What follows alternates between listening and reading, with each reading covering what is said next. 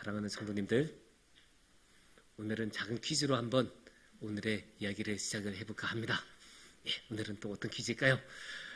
이 세상에는 지금껏 시대가 지나가면서 많은 발명품들이 있었죠. 아주 뛰어난 발명품도 있었고 생각보다 쓸모가 적은 발명품도 있었고 아주 많은 발명품도 있었는데, 지금까지 나온 그 많은 발명품 중에 여성들의 인권을 가장 많이 신장시킨 발명품은 무엇일까요? 다양한 의견이 나올 수 있어요. 인터넷 아니면 스마트폰 이런 거 워낙에 이제 혁명적이었으니까 그렇게 말씀하시는 분들도 있겠지만, 장하준이라는 경제학자, 세계적이고 굉장히 뛰어난 경제학자이죠. 그 세계적인 경제학자 장하준은 세탁기를 뽑았습니다. 갑자기 확 떨어지죠? 엄청나게 거대한 뭔가가 나와야 될 것 같은데, 어느 동네 어느 집에나 있을 것 같은 세탁기가 여성 인권을 제일 많이 신장시킨 그런 발명품이라고 하니까 갑자기 이게 무슨 말일까 라고 싶으실 수도 있고, 갑자기 너무 소박해서 실망하실 수도 있고. 그런데 이게 왜 장하준 교수가 그런 말을 했는지 이해를 하려면 아주 간단해요. 상상해 보면 돼요. 세탁기가 없는 세상은 어떨까? 그럼 어떻게 했어요? 집에 가서 이거 하고 있겠죠? 근데 한 번이라도 손으로 빨아보신 분은 알아요. 엄청 오래 걸려요. 이거 엄청 빡빡빡 밀고 하다가 허리 아파 한번 피고, 그 다음에 또 이거 하고. 근데 아시잖아요, 빨래가 하루 지나면 이거 옷 한 벌 나옵니까? 이거 한 번 하고 10분 이거 빨면 끝납니까? 아니죠. 한 번 하면 이렇게 나오죠. 4인 가족이면 이렇게 나오죠. 엄청나게 나오잖아요. 근데 이제 옛날에 세탁기가 없는 시절, 그 시절은 어떤 시절이었을까요? 남자들은 다 밖에 나가서 일해요. 그러면 빨래 누가 합니까? 결국 여성분들이 할 거 아니에요. 그러면 여성분들은 그 산더미처럼 쌓인 빨래를 매일 이거 하고 있는 거예요. 그럼 하루 종일 이것만 하고 있는 거예요. 그러니까 다른 뭔가를 할 수가 없어요. 여성들이 무슨 일을 할 수도 없고 공부를 할 수도 없고 물리적인 시간이 부족해요. 그래서 장하준 교수의 눈에는 이 세탁기가 발명이 되면서 여성들이 빨래에서 어느 정도 해방이 되니까 그제서야 여성들이 여유 시간이 생기고 직업으로 나아갈 수 있고 공부를 받을 수 있는 기회가 생겼다. 그래서 세탁기를 뽑았습니다. 그런데 이 세탁기가 이렇게 중요한 세상에서 우리가 근본적으로 하나 한번 생각해 보면 좋겠어요. 왜 이렇게 빨래가 그렇게 힘들까요? 왜 이렇게 빨래가 많을까요? 근데 그거는 정말로 어쩔 수가 없어요. 우리가 살다 보면 당연히 우리가 입는 옷은 더러워져요. 특히 밖에서 육체 노동하시는 분들 옷이 안 더러워질 수가 없어요. 그건 너무 당연한 거예요. 너무 당연히 일하다 보면 땀 흘리고 묻고 그러면 당연히 더러워지겠죠. 근데 그 옷을 다음날 그대로 입을 수 있겠습니까? 그거는 위생적으로도 굉장히 안 좋고, 또 이제 우리가 예배, 이런 격식이 있는 예배와 같은 자리에 그런 더러워진 옷을 입고 오는 것도 사회적으로도 굉장히 결례가 된 일이 아니겠습니까? 그러니까 우리는 어쩔 수 없이 계속 빨래를 해야 돼요. 빨래를 하고 재정비를 하고 다시 깨끗하게 원상복구를 해놓는 그런 과정이 언제나 필요합니다. 어쩔 수가 없어요. 누군가는 해야 돼요. 그런데 이게 재밌는 게 신앙도 비슷해요. 신앙도 이 재정비 과정이 필요해요. 왜냐하면 우리가 아마 1년 중에 신앙의 상태가 최고급 A뿔인 상태는 아마 며칠 안 될 거예요.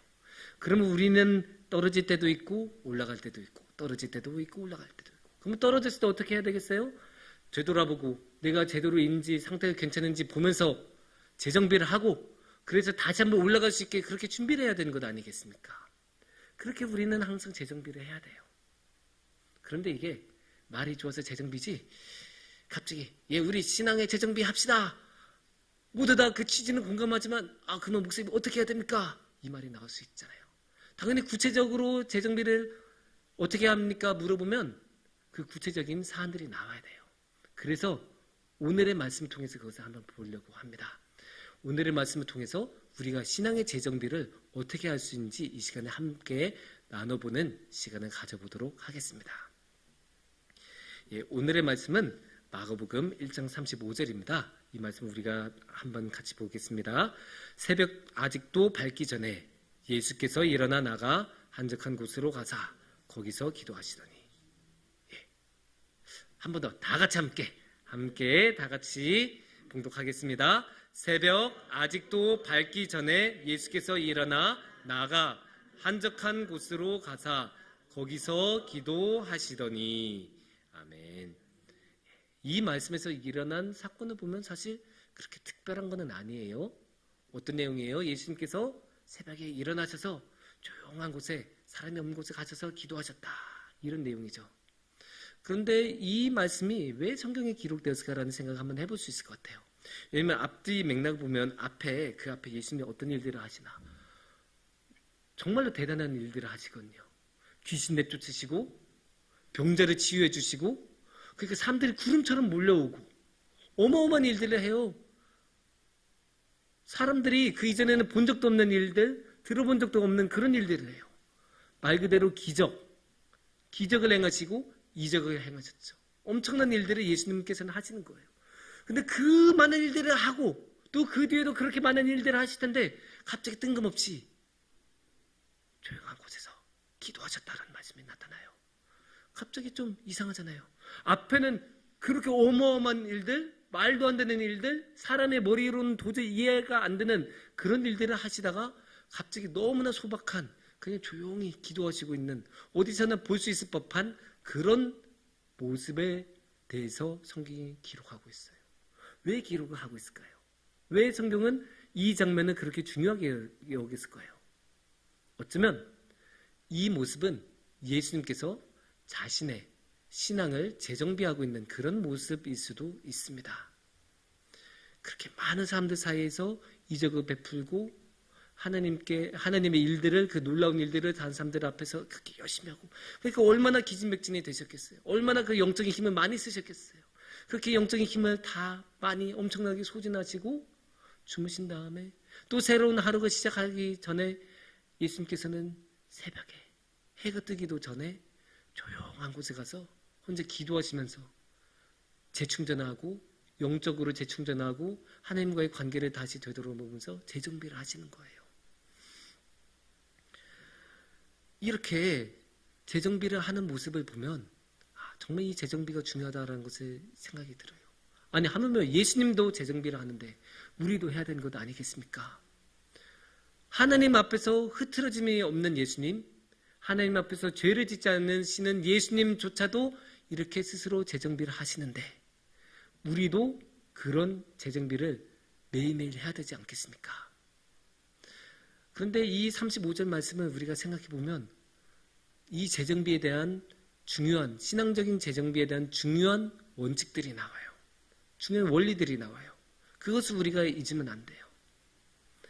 첫 번째 원리는, 신앙의 재정비의 핵심은 하나님을 바라보는 거예요.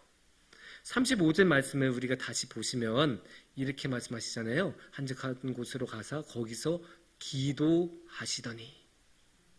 예수님께서 다른 것 한 거 아니에요. 예수님께서 맛있는 음식 드시면서 회복하시고 숙면을 취하시면서 회복하시고, 아니에요. 그런 거 아니에요. 예수님께서는 기도하셨어요.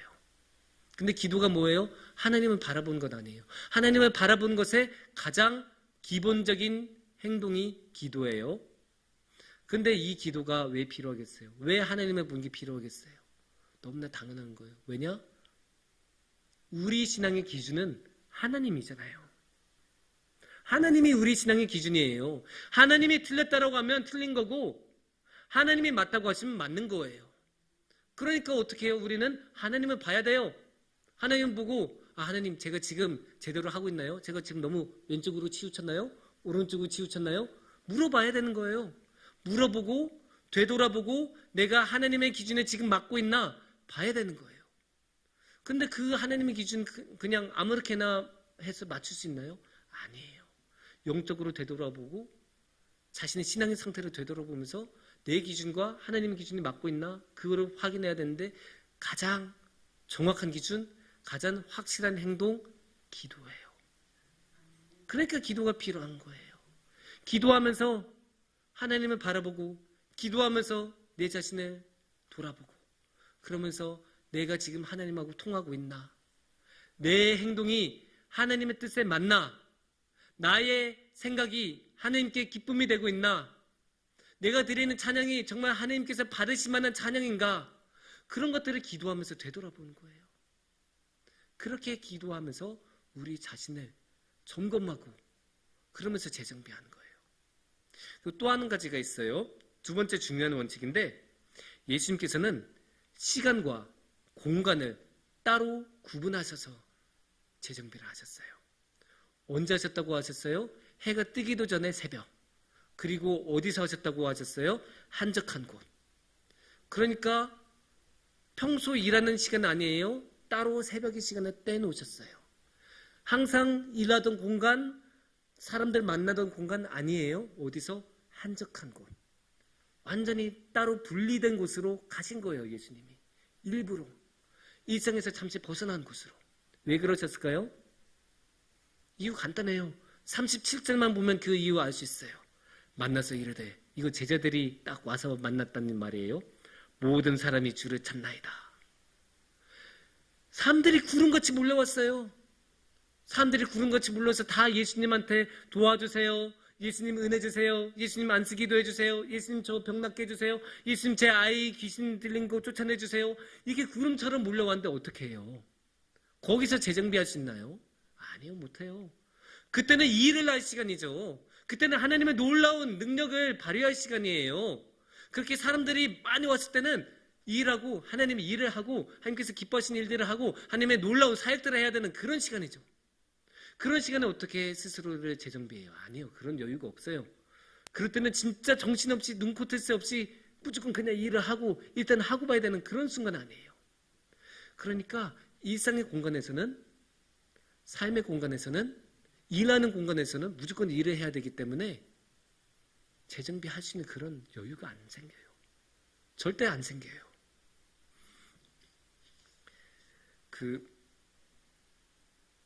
제가 아는 분이 이런 말을 했어요. 그분은 시간이 아무리 많아도 집에 있으면 쉬는 것 같지가 않대요. 왜 그럴까요? 집에 있으면 뭘 보든지 다 일하는 거래요. 냉장고 보면 아휴, 냉장고에 있는 저 음식 저거 어떻게 정리하나. 장롱 보면 이제 겨울옷 이제 집어넣어야 되는데, 뭘 보든 다 일하는 것만 생각이 된대요. 그래서 그분은 무조건 쉬러 갈 때는 호텔로 간대요. 무조건 호텔로. 다 그냥 눈앞에 이게 싹싹싹싹 치워져야 그제서야 쉴 수가 있대요. 근데 신앙의 재정비에도 이런 측면이 있어요. 우리 일상적인 것, 우리가 매일 하던 것, 우리 일하던 것에서 잠시 벗어나야 돼요. 그렇게 잠시 벗어나야 그제서야 우리는 누구를 볼 수 있을까요? 그제서야 우리는 하나님을 볼 수 있는 여유가 생기는 거예요. 평소에 너무 정신없어요. 너무 정신없어서 저도 일하다 보면 성경 말씀 한번 펴볼 여유가 없는 그런 날도 있어요. 너무 바쁘게 일하다 보면, 할 게 너무 많다 보면 성경 한번 못 펴요. 그러니까 어떻게 해요? 잠시 그거 미뤄두고, 아무리 바빠도 잠시 미뤄두고 말씀 피고 기도하고 하나님 보는 거예요. 항상 그렇게 여유를 만들어내고 일상에서 잠시 벗어나야 돼요. 물론 이제 꼭 예수님이 하신 것처럼 반드시 새벽에 해야 되는 건 아니에요. 반드시 한적한 곳 아니어도 돼요.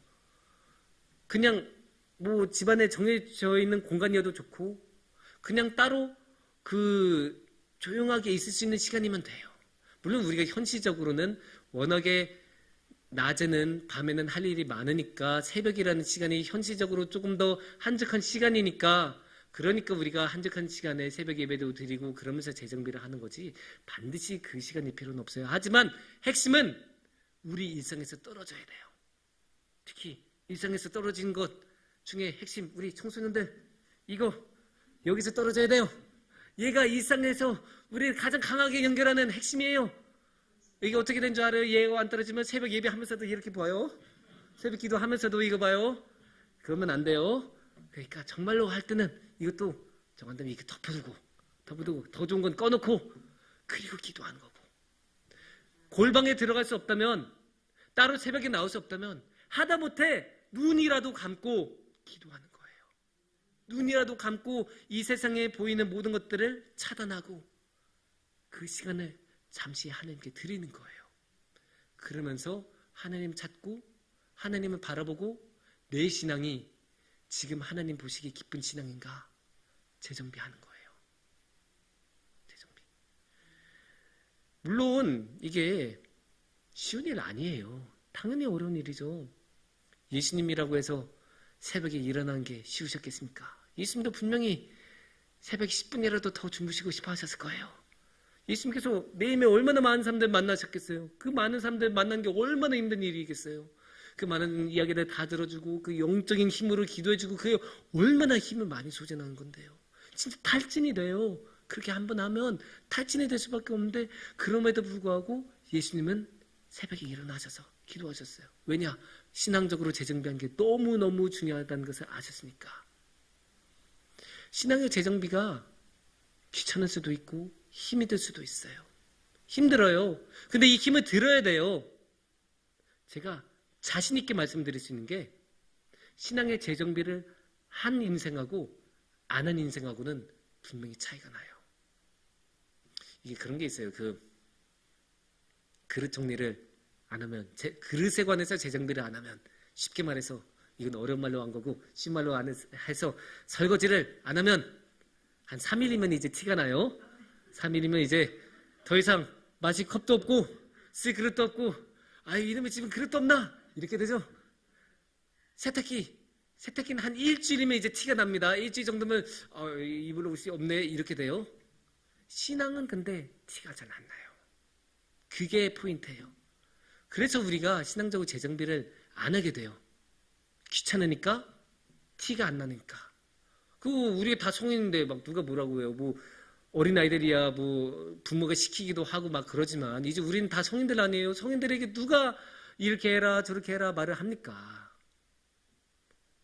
그런데 우리가 하루 안 하고 이틀 안 하고 쭉 안 하잖아요. 언젠가는 터져요. 그게 언젠가는 그게 티가 나요. 그게 언제 그 티가 나냐? 진짜 힘든 순간이 올 때, 결정적인 순간이 올 때 그때 티가 나요. 그래서 평소에 신앙적인 재정비를 잘했던 사람은 그런 힘든 순간이 왔을 때 딱 버티고 힘에 배 딱 주고 예수님 도와주세요 기도하고 예수님 손 딱 붙잡고 다시 일어나요. 그런 사람들은. 그리고 그 힘든 순간을 버텨요. 에베소서에서 말씀하신 것처럼 그 전쟁의 순간 가운데 그 믿음의 무기들을 딱 들고 그 순간을 버텨낼 수 있어요. 하지만 재정비가 안 된 사람 어떻게 돼요? 그냥 폭삭 주저앉아요. 그냥 넘어져요. 속절없이 넘어져요. 아무것도 못하고 그냥 와장창. 신앙생활 30년 해도 그동안의 30년 동안 재정비를 안 해놨으면 그냥 와장창이에요.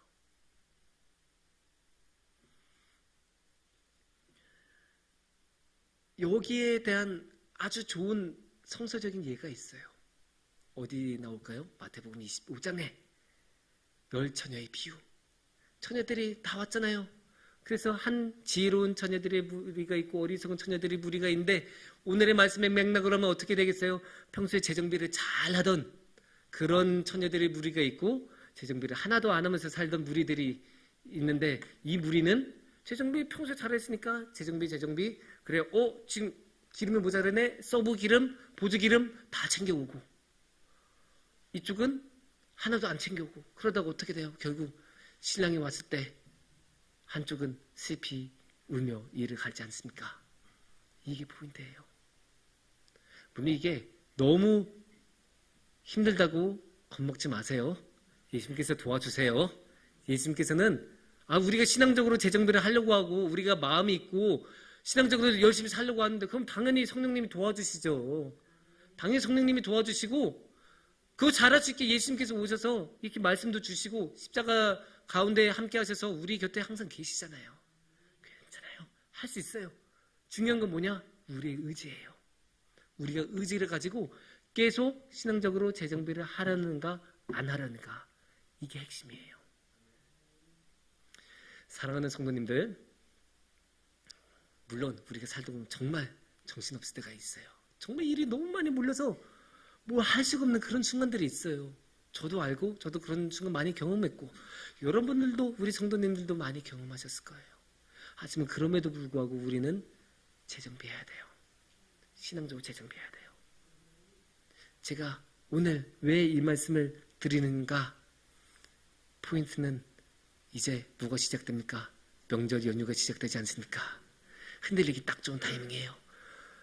다이어트의 가장 큰 적 중에 하나가 명절 연휴죠? 근데 신앙적인 재정비에도 비슷해요. 왜냐면 이게 연휴고 많은 가족들 만나고 하다 보면 우리가 항상 하던 재정비가 당연히 흐트러질 수가 있어요. 물론 그렇다고 해서 가족들 만나지 말라는 거 아니에요. 가족들하고 충분히 좋은 시간 보내셔야 되고 또 이제 본가에도 가실 분들은 가셔야 되고 저도 갈 거고 당연히 이제 하셔야 되는 일인데 근데 그렇다고 해서 우리가 매일매일 하던 신앙의 재정비를 잊으면 안 됩니다. 그래서 항상 스스로 신앙적으로 가꾸고 내가 하나님의 기준에 맞게 살고 있나 그거 바라보고 예수님께서 이끌어주시는 성령님께서 부어주시는 그 능력을 붙잡고 재정비하면서 하나님께 나아가고 하나님과 함께하는 큰 복을 누리시는 우리 성도님들이 되시기를 축원합니다. 기도하겠습니다.